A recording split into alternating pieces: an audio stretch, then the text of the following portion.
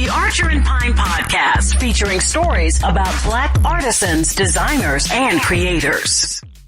Welcome to the Archer and Pine podcast. My guest today, Samantha Smikle. What's going on, Samantha?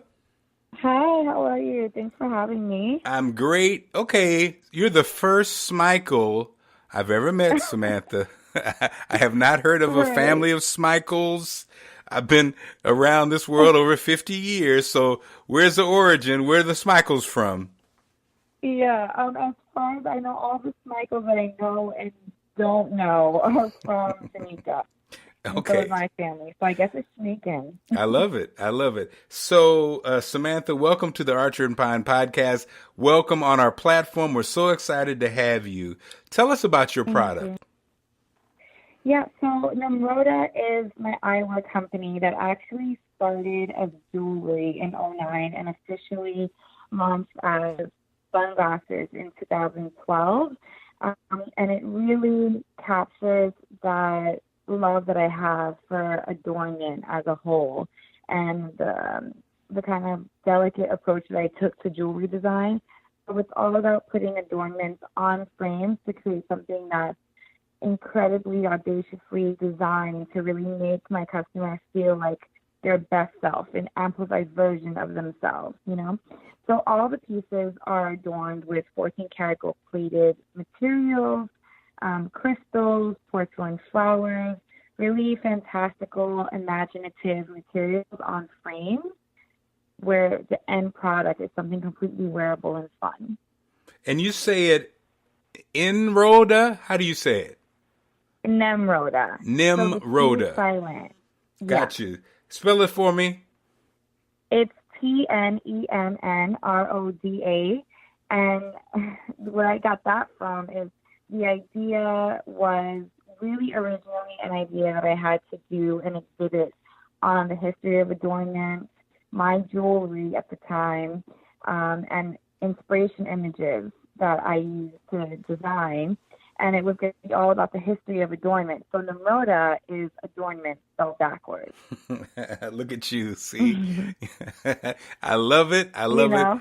That's what it's all about. That's what this podcast is all about.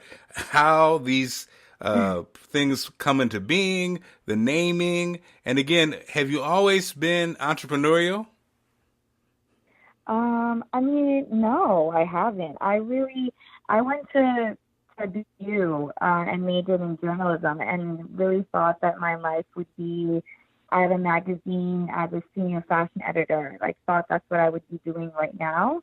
And I had some time at a magazine before I realized that the hobby that I picked up through, you know, an internship actually with a design house, which I hated, but that's the internship that and the experience that introduced me to jewelry design and that kept that bug nagging me even while I was at a magazine. And so I realized that I really wanted a career in jewelry and really to be the designer and be the person creating, not the person writing about the people creating. And so it was at the time that I realized that I could make my own products that people loved and could wear, that I realized that I did have an entrepreneurial streak in me and that it was something that I really wanted to do with my life. I love these stories because, you know, I was someone who kind of knew what I wanted from day one. I started off in radio and wanted to be a radio guy. And so the entrepreneurial aspect came later on. But I love the fact that, like you said, you were doing this internship, not loving it, but the silver lining was you fell into something that you did love. And that I think it's important that a lot of times things that we may not even enjoy or even experiences that we don't even look forward to, you could probably take something away from every experience. That's right. And look at you. Right. Look at you now. At the time, yeah. At the time, I mean, I graduated right into the recession that we had. So I graduated in '07. And it was crazy because I had this journalism degree and all the magazines around me were closing. My favorite magazine during school had just folded. And it was really looking bleak and hopeless. And out of that, I, created my own blog, which got recognition from organizations like Essence and TJ Maxx and Lomans at the time. And that was a huge thing, and also created so many. And even though I didn't stick with that, I, kind of closed back to pursue jewelry, fully. But so many of the relationships I formed during that time has come to be my closest and most important relationship professionally with my line, and then also with the internships that I had that I really didn't enjoy at all. I really just wanted to be at a magazine. I was yearning for that. And like I said, graduating into the recession, a friend of a friend from school recommended me for it. And it was just something, to do until I found my breaking gig into magazine. But I really only stuck with it just for integrity reasons. Just, I've committed to it. I've committed my summer to it, and I just didn't want to quit it on them. And they were preparing for a collection.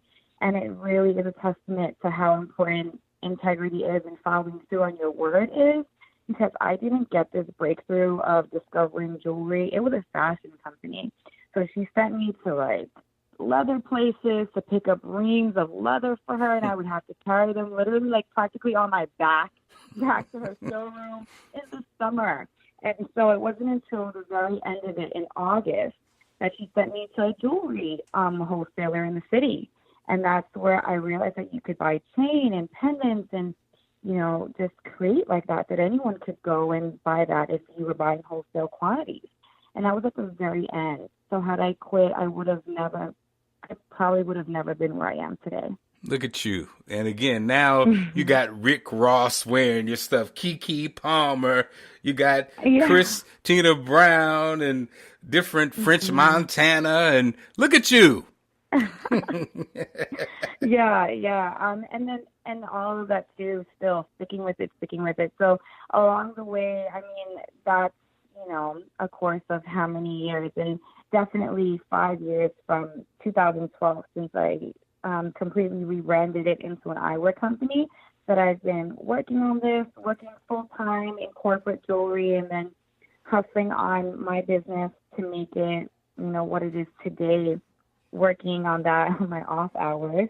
And the same thing, just sticking with it and being bold and reaching out to people that you have no connection with just making that cold contact. And that's how it happened with these celebrities and them being in my line.